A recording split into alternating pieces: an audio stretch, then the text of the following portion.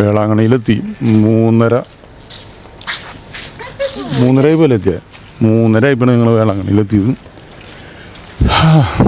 അപ്പോൾ ഇനി ചെക്കിൻ 6 മണിയാവും. അപ്പോൾ ഞങ്ങളൊന്ന് പുറത്തോട്ട് ഇറങ്ങി ഒരു ചായ കുടിക്കാമെന്ന് വിചാരിച്ച് പുറത്തേക്ക് ഇറങ്ങിയിരിക്കണം.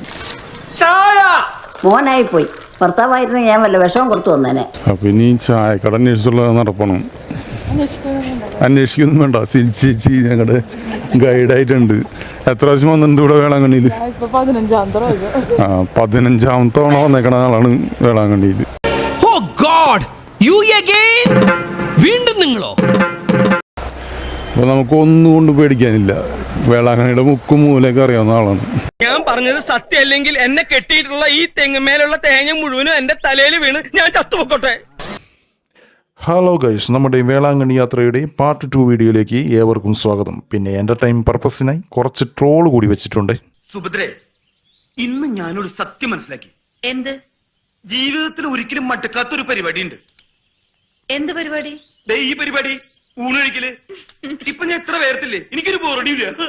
നമ്മുടെ ഈ യാത്രയിലെ ആദ്യത്തെ ഫുഡ് പാലക്കാട് ജില്ലയിലെ ഏതോ ഒരു പെട്രോൾ പമ്പിൽ വെച്ചായിരുന്നു. രാത്രി 8 മണിക്ക്.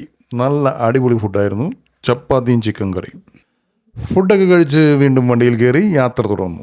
ആട് 3 സിനിമ കണ്ടുകൊണ്ട്.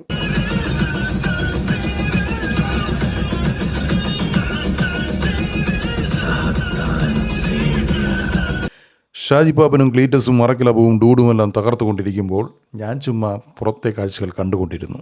അങ്ങനെ ഏകദേശം ഒരു 12 മണി കഴിഞ്ഞപ്പോൾ നമ്മുടെ ബസ് തമിഴ്നാട്ടിലെ ഏതോ ഒരു പെട്രോൾ പമ്പിൽ നിർത്തി ചായ കുടിക്കാനായിട്ട്. 2 ചായ. ചായയാണോ കാപ്പിയാണോ മക്കൾക്ക് ഇഷ്ടം? ഒരു ചായ. പിന്നെ ചായ കുടിയും കഴിഞ്ഞ് തിരിച്ചു വണ്ടിയിൽ കയറി നോൺ സ്റ്റോപ്പായി തമിഴ്നാടിൻ്റെ വിശാലമായ മണ്ണിലൂടെ വേളാങ്കണ്ണിയിലോട്ടുള്ള യാത്ര. വേളാങ്കണ്ണിയിലെത്തി.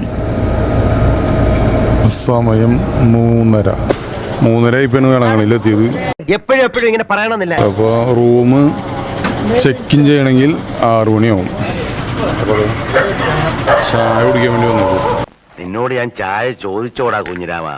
റൂം റെഡിയാവുന്നതിന് കുറച്ച് താമസമുള്ളത് കൊണ്ട് ചായയുടെ എണ്ണവും ചർച്ചയുടെ നീളവും കൂടി. നമ്മൾ താമസിക്കുന്ന ലോഡ്ജിൽ സ്വിമ്മിംഗ് പൂളൊക്കെ ഉണ്ടായിരുന്നു. ഞാൻ പോകുന്നു. എന്താ ഇത്? അപ്പം മുട്ടക്കറിയും പുട്ടുംകടലയും. അത് മനസ്സിലായി. ബ്രേക്ക്ഫാസ്റ്റും കഴിച്ച് 9 മണിക്കുള്ള മലയാളം കുർബാനയിൽ പങ്കെടുക്കാൻ നേരെ വേളാങ്കണ്ണി പുതിയ പള്ളിയിലോട്ട്.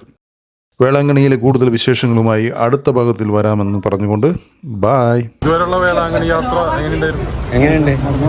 70 mm ഇല്ലേ, ഇനി കൂട്ടണോ?